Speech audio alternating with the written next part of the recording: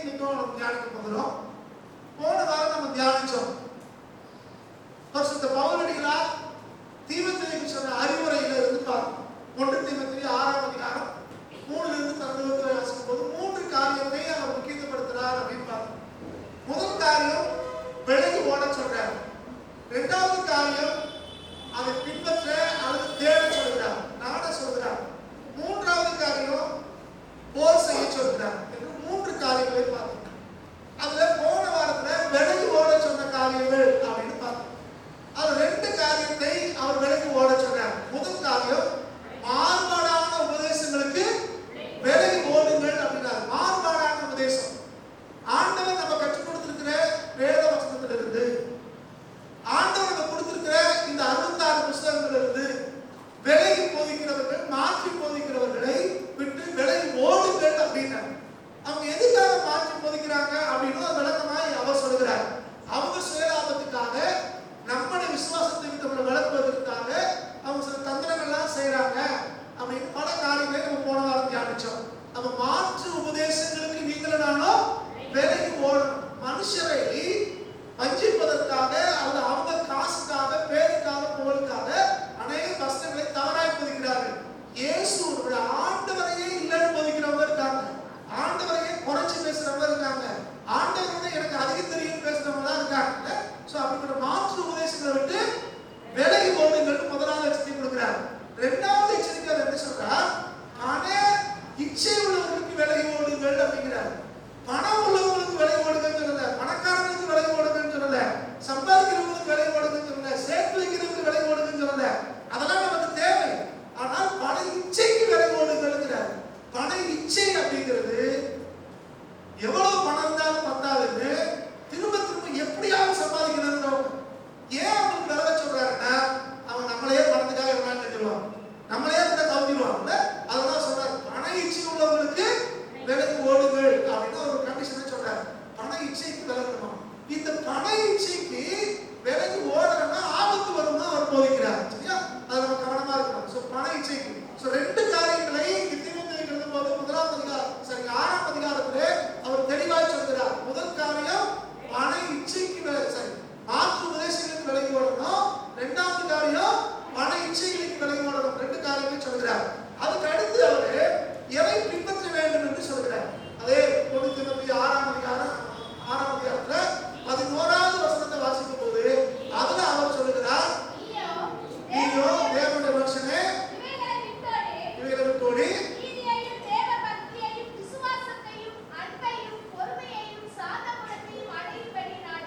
எதை நாடணும் சொல்றாரு. அதுவும் அடையும்படி நாடணுங்கிறார். எதை அடையும்படி நாடணும்னா நீதி, தேவபக்தி, விசுவாசம், அன்பு, பொறுமை, நீடிய சாந்தம். போன வாரத்தில் இதை வைத்தா மேலோட்ட மனசுல காரியங்களே பார்த்தோம். முதல்ல நீதி. ஆண்டவர் சொல்றாரு, நமக்கு நல்ல ஒரு ஆலோசனை சொல்றாரு, நீதியை அடையும்படி நாடுங்கிறார். நீதி அடையும்படி நாடு, நீதி செய் அல்லது நீதி அடையும்படி நாடுங்கிறார். இது வேற வார்த்தையில் சொன்னா நீதியை செய், நீதியை பின்பற்று அப்படிங்கிறார். நம்ம என்ன செய்யறோம்? பல நேரங்களில் நமக்கு ஒரு நீதி, அடுத்தவங்களுக்கு ஒரு நீதின்னு வச்சிருக்கோம். நமக்கு ஒரு நீதி, அடுத்தவங்களுக்கு ஒரு நீதி. இப்போ பொதுவாக போக்குவரத்து விதின்னு ஒன்று வச்சிருக்காங்க. ஒரு பைக்ல 2 பேர் போகணும், போகணும்னா ஹெல்மெட் போட்டு போகணும்னு விதி வச்சிருக்காங்க. அதனால போகிறதா நிறுத்தி ஃபைன் போடுவாங்க. ஒரு நாள் 3 போலீஸ்காரங்க ஹெல்மெட் இல்லாம பைக்ல வந்தாங்க. நான் வழியில் வச்சு போட்டோ எடுக்கிறேன். அவர் உடனே பயந்து, எதுக்கு போட்டோ எடுக்கிறீங்க, எதுக்கு எடுக்கிறாங்க, தேவைப்படுது அதுதான் எடுத்துக்கிட்டேன், நான் மாட்டு பண்ணி எடுத்துட்டு வந்தேன். இன்னைக்கு வரைக்கும் அவங்க பார்த்தா பயந்துட்டு தான் இருக்காங்க. எதுக்கு அப்படின்னா, நீ ஏதாவது பேஸ்புக்கில் போட்டுக்கிட்டு தொலைச்சிடறானா என்னமோ அப்படின்னு. 3 பேரும் ஒரே பைக்ல ஹெல்மெட் இல்லாம வர்றாங்க. அப்ப என்ன அர்த்தம்? அடுத்தவங்களுக்கு ஒரு நீதி, நமக்கு ஒரு நீதி. அடுத்தவங்களுக்கு ஒரு சட்டம், நமக்கு ஒரு சட்டம். நம்மளும் பல நேரத்தில் அப்படித்தான் இருக்கும். நமக்கு பிரியமானவங்க, நம்ம வேண்டியவங்கன்னா ஒரு நீதி வச்சிருக்கோம், அடுத்தவங்களுக்கு வேற ஒரு நீதி வச்சிருக்கோம். அடுத்தவங்க செஞ்சா இவ்வளவு தப்புண்டா பத்தியா, இவ்வளவு மோசமான பத்தியா அப்படிமா. நம்ம வீட்டுல உள்ளவங்க அது நம்ம பிரியமானவங்க செஞ்சிருந்தா, நமக்கு சிறைகள் செஞ்சிருந்தா, ஏதோ ஒரு பழகினோம் தெரியாம செஞ்சான் அப்படின்னு சொல்லி புரியுதா உங்களுக்கு? ஆனா நம்ம ஒருபோதும் நிறுத்தவே கூடாது. நீதினா எப்படி தரணும்? நீதிதான் நம்ம கவனமா இருக்கணும். நீங்க ஆண்டவர் சொல்ற நீதி, அவர் நீதிபரர்.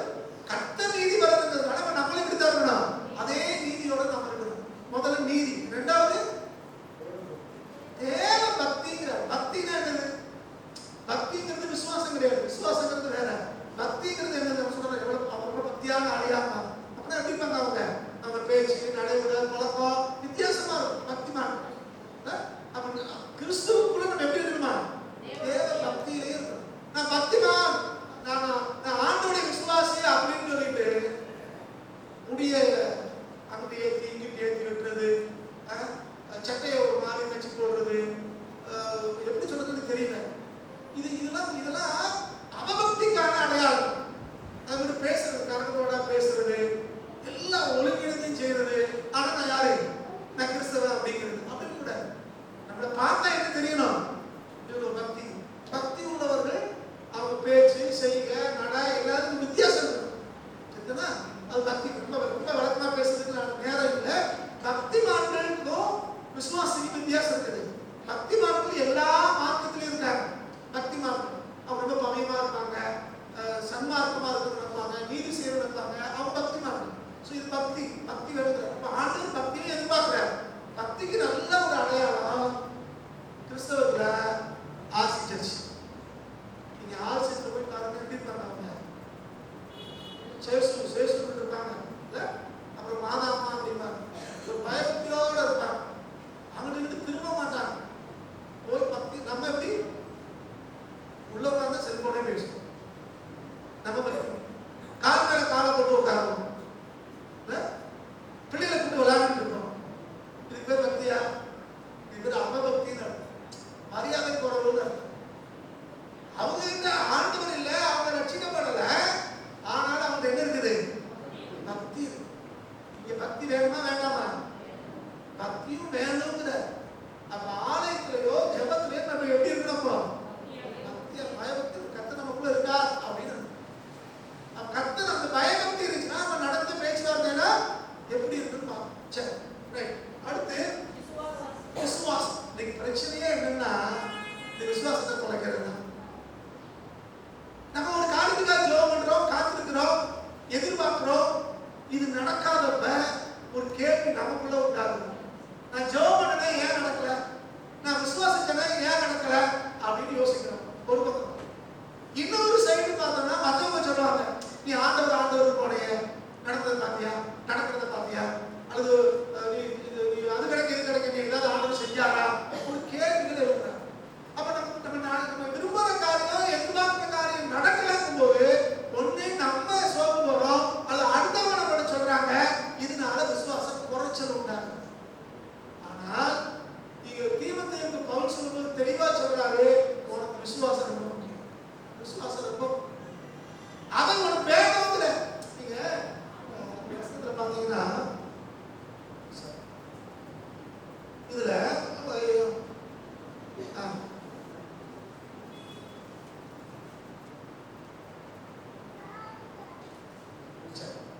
நீங்க இப்போ அனாசன திரும்ப வாசிங்க. விசுவாசத்தின்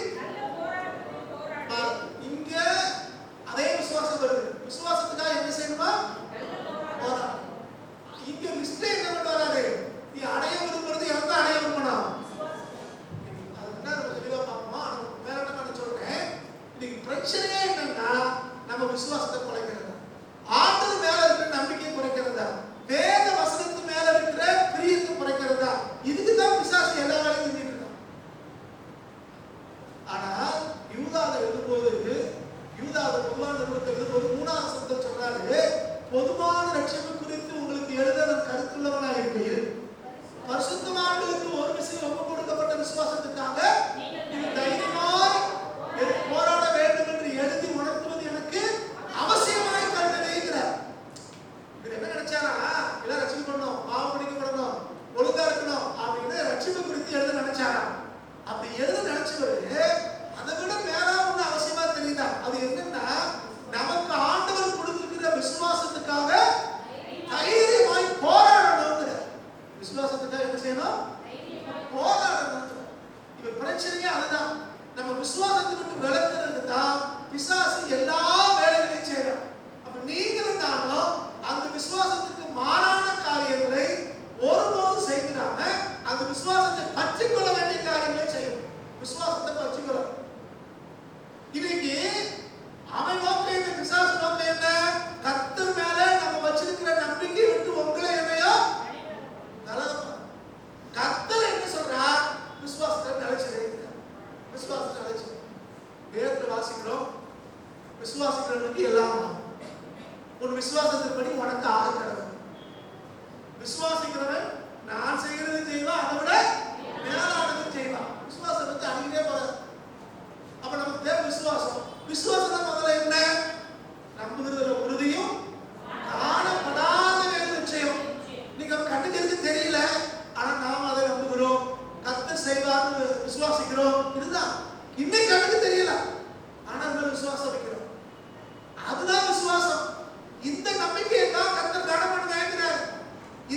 விசுவாசம் நமக்கு வேணுங்கிற.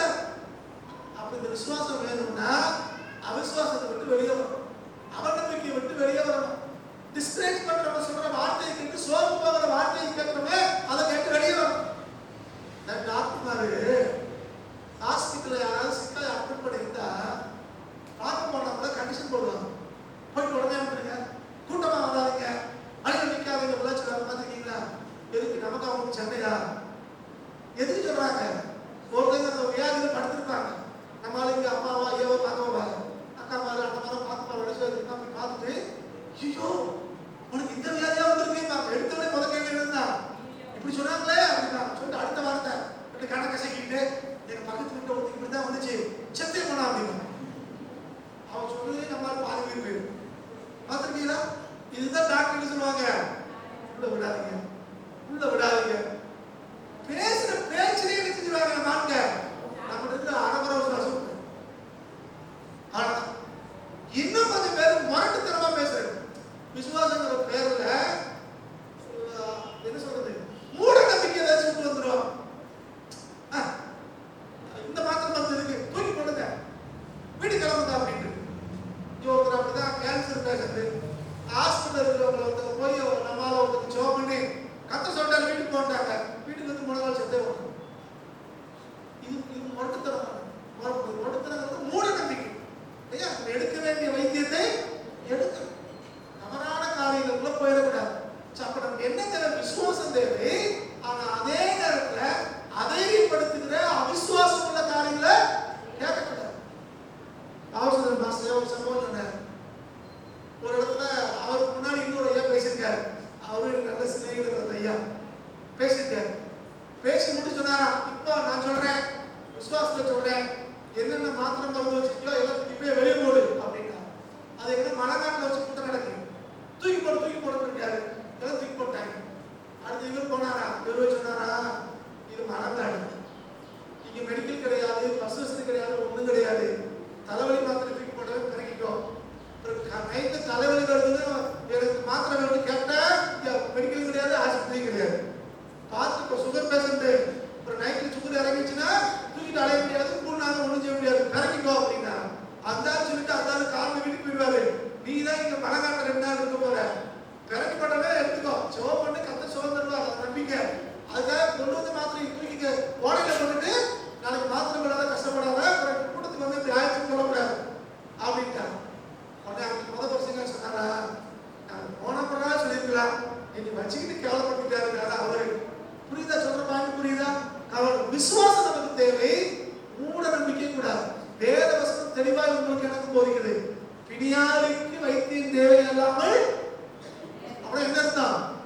பிணியாளிக்கு தேவையான அர்த்தம். அப்ப டாக்டர் போறீங்களா, பாவம் கிடையாது. இல்ல எனக்கு விசுவாசம் அதிகம், எனக்கு கத்த சுகப்படுத்துவா நம்புறீங்களா, தைரியமா இருங்க, டாக்டர் போக வேண்டாம், கத்த சுகப்படுத்துவா. ஆனா சொல்றது அங்கிட்டோட சொல்றது இருக்கு. எனக்கு தெரிஞ்சு ஆஸ்பத்திரிக்கே போகாத ஐயா பாரு சாகத்துக்கு முன்னாடி ஊசி போட்டு இருக்காங்க.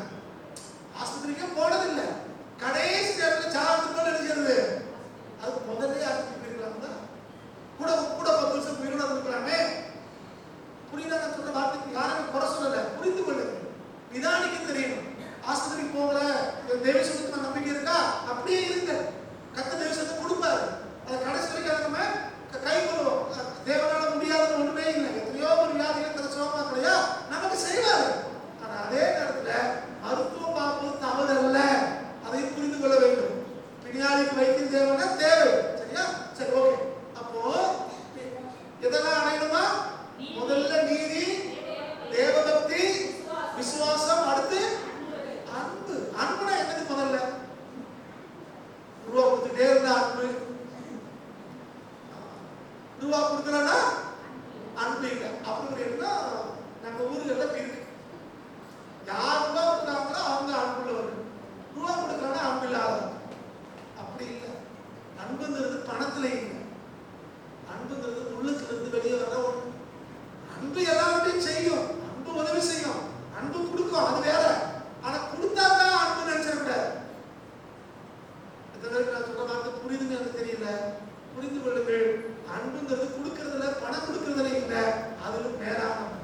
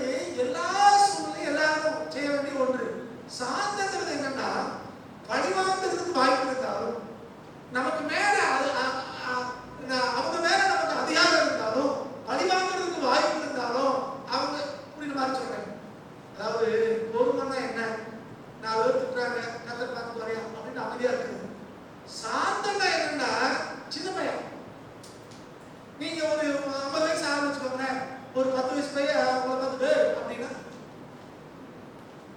விடு. இப்ப கூட காட்ட பிடிச்சிருந்து 2 சார் சேர்த்துக்கலாம் தானே. இவனால அடிக்க முடியும், பழிவாங்க முடியும், தண்டிக்க முடியும். ஆனாலும் கத்து பார்ப்பாரு அப்படின்னு போறாங்களே, அது சாமி. ரெண்டுக்கு வித்தியாசம் இருக்கு. நம்மளால அதிகாரம் இருக்க முடியும், நம்மளால பழிவாங்க முடியும்னாலும் நம்ம அமைதியா இருக்குமே, அது சாமி. சரி, அப்போ நமக்கு என்ன தேவை? பொறுமை தேவை. அடுத்து சாந்தம். இதையெல்லாம் அடையும்படி நம்ம நாடணுங்கிற 2 காரியத்தை விட்டு ஓட சொன்னாரு. இங்க ஒரு பட்டியல் போட்டு இதெல்லாம் உனக்கு வேணுங்கிற. அப்ப நம்மகிட்ட எது இல்லை நமக்கு தெரியும், அதை நம்ம ஆண்டவர்கிட்ட கேட்கணும். இதை நம்ம செய்த ஆண்டவரே அப்படின்னு நம்ம கத்துட்ட கேட்டு அதை நம்ம பின்பற்றணும். அடுத்து 3வது காரியம் போராடணுங்கிறார். அதை 12வது வாசிக்கணும். எதுக்கெல்லாம் போராடணும்? விசுவாசத்தின் நல்ல போராட்டம். அப்ப போராட்டமே என்னதுடா? சொத்துக்காக, பணத்துக்காக, பதவிக்காக, பக்கத்து வீட்டுக்காரங்களோட இதுக்கு இல்ல போராட்டம். போராட்டங்கிறது எதுக்கு? அது போராட்டம் இல்லாம ஒரு வாழ்க்கை இல்லை. போராடுகிற குணம் இல்லைன்னா நீங்கள் நானும் வாழ்க்கையில முன்னேற முடியாது. நினைக்கிறேன். போராட்ட குணம். வீழ்ந்துட்டோமா எந்திரிச்சாகணும், தோத்துட்டோமா ஜெயிச்சாகணும், இழந்துட்டோமா சம்பாதிச்சாகணும். இப்படி இதுதான் போராட்ட குணம். எந்த இடத்துல அவமானப்பட்டோமோ அங்க எதிர்த்து நிக்கணும், எந்த இடத்துல தோத்து போனோமோ அங்க ஜெயிச்சு காட்டணும். இந்த போராட்ட குணம் நமக்கு வேணும். ஆனா அதே நேரத்துல எதுக்கு எடுத்தாலும் ரோட்ல போய் மறியல் பண்ற மாதிரி இருக்காது. சரியா? அதை நான் தப்புன்னு சொல்றேன். தேவைகளுக்கு மறியல் பண்றாங்க, போராடுறாங்க, அது வேற. நம்ம சுவாமி என்னன்னா, நம்ம போராட்டங்கிறது விசுவாசத்துக்காக தான் போராடணும். கர்த்தரை நோக்கி பார்த்து போராடணும். நம்ம என்ன தேவை இருந்தாலும் ஆண்டவரை நோக்கி பார்த்து போராடணுமே ஒழிய, கர்த்தரை பலகாலம் போராடணுமே ஒழிய தேவையில்லாத போராடக்கூடாது. போராட்டமே விசுவாசத்துக்காக தான் போராட்டம். தேவன் நம்ம கொடுத்த விசுவாசத்தை இழந்துடாம அதை காத்து கொடுத்துட்டு தான் நீங்கள் நானும் போராட வேண்டியதா இருக்கிறோம். அதை அவங்க அழகா சொல்றாங்க, விசுவாசத்தின் நல்ல போராட்டத்தை. இது யாருக்கு? பவுல் தீமோத்தேயுக்கு சொல்றாரு. ஆனா இதே பவுல் சொல்றாரு, நான் நல்ல சொல்ல முடியாது, நல்ல போராட்டத்தை போராடினேன், ஓட்டத்தை முடித்தேன், விசுவாசத்தை காத்துக்கொண்டேன். அப்போ போல நல்ல போராட்டம் என்னது? விசுவாசத்தை காத்துக்கொண்டேன். விசுவாசத்தை காத்துக்கொள்றதுதான் நல்ல போராட்டம். 2023ல விரும்பின காரியம் நடக்கல, எதிர்பார்த்த காரியம் நடக்கல, ஜெபத்துக்கு பதில் வரல அப்படின்னு இருந்தாலும் நம்ம விசுவாசம் குறைச்சு நமக்கு தேவை. தேவன் நமக்கு என்ன வாக்கு பண்ணிருக்கிறாரோ அதை செய்து முடிப்பார். தேவன் நமக்கு என்ன சொல்லியிருக்கிறாரோ அதை நிறைவேற்றுவதற்கு வல்லமையுள்ள ஆண்டவர். அவர் பொய் சொல்லுகிற தேவன் அல்ல. அவர் வாக்குத்தத்தமாய் வேத வசனத்தின் மூலமாய் உங்களுக்கு எனக்கு என்ன சொன்னாரோ அதை அவர் செய்ய முடிப்பார். அவர் ஒருபோதும் நமக்கு செய்ய விட போறதில்லை. அப்போ நம்ம விசுவாசத்தை ஒருபோதும் கைவிட்டு விடக்கூடாது, தளர்ந்து போயிடக்கூடாது. கர்த்தர் செய்வார், அவ்வளவுதான். அதாவது கர்த்தருடைய வருகை சமயமா இருக்குது, அல்லது நம்முடைய வாழ்க்கை முடிய போகுது, 2ல ஒன்று இருக்கும், சீக்கிரமா இருக்கும். ஆனால் எது இருந்தாலும் சரி, கர்த்தர் மேல வச்ச விசுவாசத்தை ஒருபோதும் விட்டுருக்க. அதான் அவருக்கு பிரியமானதை அவர் செய்வார். அவர் செய்யறதை தடைப்படாது. அவர் சகலத்தையும் செய்து முடிக்கிற ஆண்டவர். அப்ப நம்ம வாழ்க்கையில் அவர் என்ன செய்யணும்னு நினைச்சிருக்கிறாரோ அதை அவர் கண்டிப்பாக செய்வார். அந்த ஆண்டவருடைய கருத்துல நம்ம விட்டு கொடுப்போம். ஆண்டவருக்கு நம்ம சொல்லணும், சொல்லி ஆண்டவரே எனக்கு இந்த 3 காரியங்கள் செய்யுங்க. எதெல்லாம் விட்டு விலகி ஓடணுமோ அதை விட்டு விலகி ஓடணும். கவனம். 2வதாக எதை நம்ம நாடி தேடணுமோ அதை நாடி தேடணும். 3வதாக போராடணும். எதுக்காக போராடணும்? நம்ம விசுவாசத்தை காத்துக்கொள்ள போராடணும். இந்த விசுவாசத்தை விட்டு விளக்குறதுக்கு எத்தனையோ காரியங்கள் நடக்குது. சொந்தக்காரங்க, குடும்பத்தாரங்க, வேண்டியவங்க மெதுவா வந்து இது வேணுமா, இங்க போகணுமா, ஜெபிக்கணுமா, ஆண்டவரை தேடணுமா சொல்லுவோம். அது மேல இருந்து பிரஷர் வரும். நேற்று ஒரு சட்டத்தை மத்திய அரசாங்கம், மத்திய பிரதேச உத்தரப்பிரதேச அரசாங்கம் நேற்று ஒரு சட்டம் விட ஒரு ஜீவோ ஒரு சுற்றறிக்கை அனுப்பியிருக்காங்க. அது என்ன அப்படின்னா, எல்லா தாசில்தார், எல்லா கலெக்டர் எல்லாரும் ராமர் கோயிலுக்காக எத்தனையோ நாள் 10 நாள் நடத்தல, டெய்லி பூஜை நடத்தணும், டெய்லி ராமாயணம் போதிக்கணும்.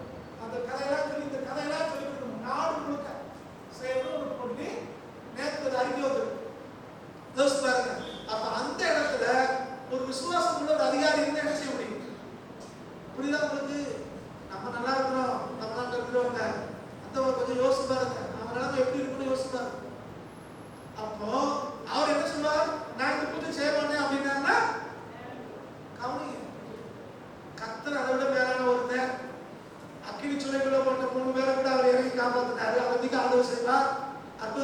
ஆண்டவர். ஆனா அதே நேரத்தில் அவங்கள கஷ்டங்களை வரும்போதும் அப்போ நம்ம வாழ்க்கையிலையும் இப்படிப்பட்ட விசுவாச பிரச்சனை வந்துச்சுன்னா நம்ம எப்படி எதிர்த்து விசுவாசத்துக்காக போராட வேண்டியவர்களாக இருக்கணும். விசுவாசத்துக்காக போராடணும். சொந்த பந்தங்கள் சொல்லுவாங்க, வேலைகள் சொல்லுவாங்க, சிநேகிதர்கள் சொல்லுவாங்க, வேலை செய்யறவர்கள் சொல்லுவாங்க. ஒரு நாள் ஃப்ரெண்டு ஒருத்தர், நான் பையனுக்கு கல்யாணம் ஞாயிற்றுக்கிழமை காலை 10 மணிக்கு அப்படின்னா, நாங்கள் எப்போ நம்ம சர்ச்சுக்கு போகணும்ல அப்படின்னு, அது ஒரு வாரம் பாட்டு என்ன அப்படின்னு, ஒரு வாரம் தானே ஒரு வாரம் லீவ் கொடுப்பா அப்படின்னு, ரொம்ப சிம்பிளா நாங்கள் எப்போ இது லீவ் போடுறதுக்கு கிடையாது, நான் ஒரு சர்ச்சுக்கு போகணும், அதுக்கு தான் மற்ற வேலை அப்படின்னு. இல்லை கல்யாணத்துக்கு வந்துடு, 10 மணிக்கு இங்கே வந்துடு அப்படி. புரியாதனால புரிய வைக்கிறாங்க, நான் 1 மணிக்கு வரேன், ஆனால் சர்ச்சுக்கு போயிட்டு தான் வருவேன். அப்போ நீங்க சில பேர் நினைச்சுட்டாங்க அப்படின்னு மெதுவா வந்து அவங்க விவரம் புரியாது, நமக்கு நல்லது சொல்ற மாதிரி, நமக்கு புத்தி சொல்ற மாதிரி நம்மளை வழிபடவை பண்றாங்க. இப்படி நம்ம மேல வச்ச அன்புனாலே இந்த மாதிரி வழிபடவை செய்வாங்க. ஏதோ ஒரு விதத்துல நம்மளை விசுவாசத்தை விட்டு விளக்குறதுக்காக ஒரு யுத்தம் நடந்து கொண்டிருக்கிறது. அந்த யுத்தத்துல நீங்கள் தான் இருக்கிறோம். நம்ம என்ன செய்யணுமா, விசுவாசத்தின் நல்ல போராட்டத்தை போராட்டப்பட்டு இருக்கிறோம். அப்ப இந்த போராட்டத்துக்கு நீங்களாக ஆயத்தமா இருக்கணும். வரக்கூடிய நாட்களிலே கர்த்தருடைய கரங்களை விட்டு கொடுத்து அன்றே நம்ம தைரியமா எழுப்பிக்கிறதுக்கு உதவி செய்யுங்க. ஆண்டவரை கேட்போம், அவர் நம்ம செம்மையாக நடத்துவார். ஜோமனுமா இருக்கிறது அப்படி எழுதிருக்கலாம்.